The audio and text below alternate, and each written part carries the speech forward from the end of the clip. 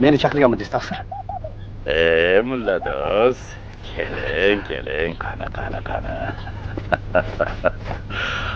Aferin.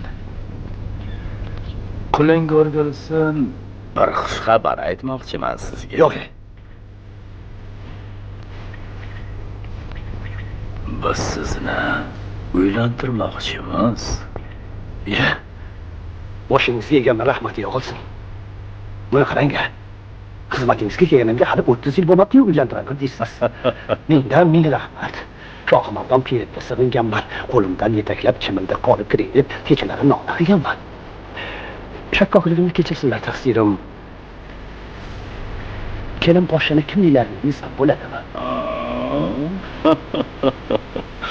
Sabrni tagi rahmon deydilar. Sabr qil. Vaqt kelib o'zim aytaman, u pari paykarni endi.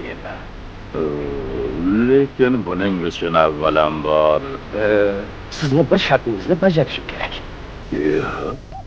Avliyomi?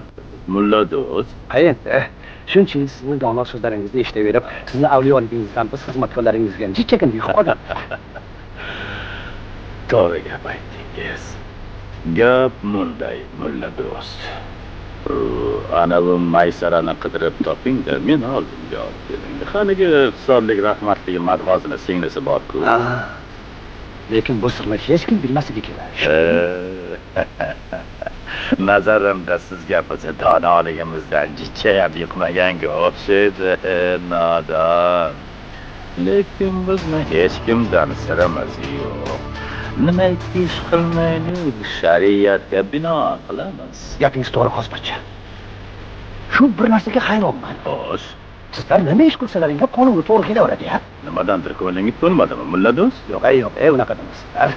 Axir qo'ynahotki cho'ponni tayoqdan norozi bo'lsa. Siz u dunyo, bu dunyo bizni yo'l boshlovchimizsiz. Biz bir poda.